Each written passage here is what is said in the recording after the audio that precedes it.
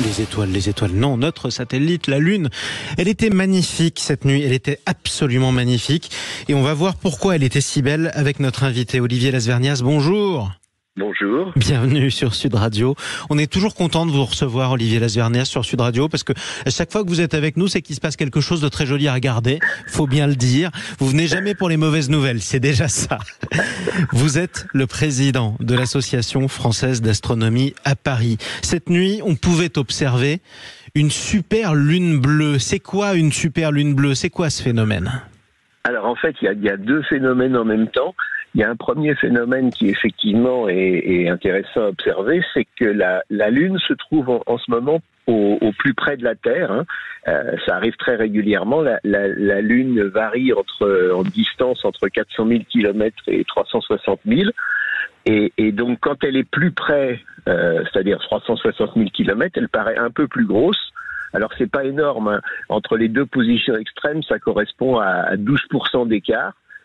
Mais donc quand on est dans une situation où elle est au plus près de la Terre et que c'est la pleine lune, la pleine lune est un peu renforcée en taille et donc aussi en éclat, en luminosité. Et effectivement, pour tous ceux qui ont pu voir la pleine lune d'hier soir, elle était en gros, ça correspond au fait qu'on voit, ça serait un peu comme si on voyait une pièce de 2 euros au lieu d'une pièce d'1 euro, en gros. Voilà. Ah oui, donc c'est une augmentation substantielle quand même.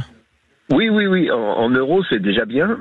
Sur la Lune, c'est en surface, c'est un peu plus. En fait, ça représente à 6%, c'est-à-dire une quinzaine de pourcents en surface, quoi. Oui, ce qui est quand même pas mal. Et alors, à l'œil nu, déjà quand c'est une pleine lune ordinaire, ou même quand on voit la Lune sous n'importe quelle phase, on peut voir les détails sur la Lune, même à l'œil nu. On n'a pas l'habitude de faire ça, mais les on voit cratères. très bien.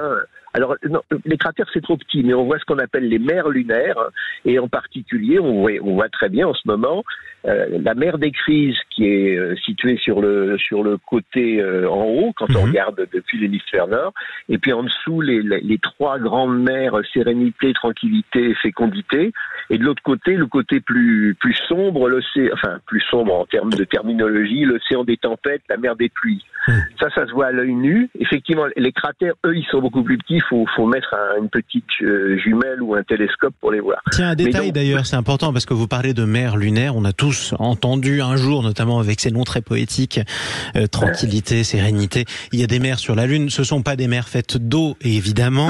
Non, bien sûr. Comment on les distingue? Ce sont des taches un peu plus grises que le reste, un peu plus foncées. Alors, oui, et d'où elles viennent? Alors, plus foncé, en fait, ce sont des zones, des immenses zones de lave basaltique qui sont remontées dans l'évolution de la Lune. Et donc, effectivement, au début du XVIIe siècle, on a appelé ça des mers parce qu'on se demandait ce qui pouvait bien produire ces zones-là, mais effectivement, c'est pas du tout de l'eau, c'est du basalte, quoi. Voilà. Donc c'est de la lave, comme sur la Terre. Ça, c'est ce qu'on appelle la superlune.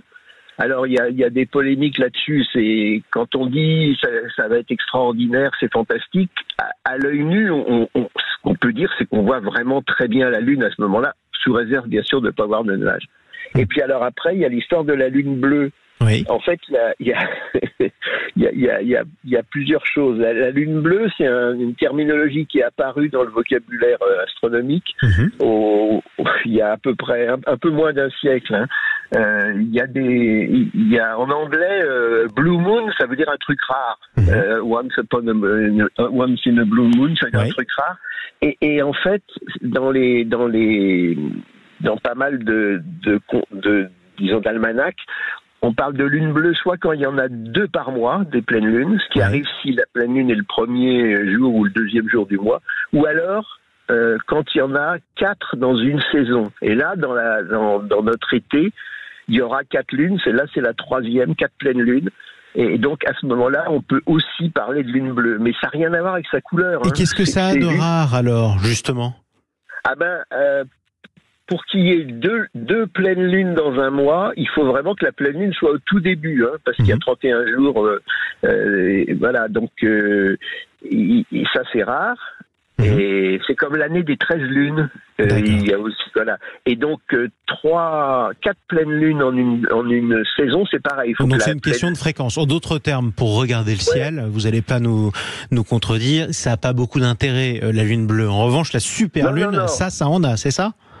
Voilà, la super lune, c'est pas mal du tout, et la lune bleue, effectivement. Et puis alors après, ça se mélange aussi avec des choses dont on parle souvent, qui sont vraiment des légendes ou des croyances. Là, par exemple, cette lune, c'est une lune bleue des esturgeons, parce que dans les chroniques amérindiennes, on pêchait les esturgeons plus facilement dans les grands lacs quand c'était la lune d'août. Donc c'est bon signe, c'était peut-être la saison tout simplement, hein. Ou alors on va faire du caviar si c'est la lune des esturgeons. Dernière question, Olivier Lasvernias, il se passe toujours des choses dans le ciel évidemment. Est-ce que ce soir ce sera encore beau à regarder ? Il restera quelque chose de la super lune. Et autre question pour conclure, quels sont les prochains spectacles, quels qu'ils soient, qu'on pourra observer dans le ciel, puisque vous suivez la météo du ciel concrètement ?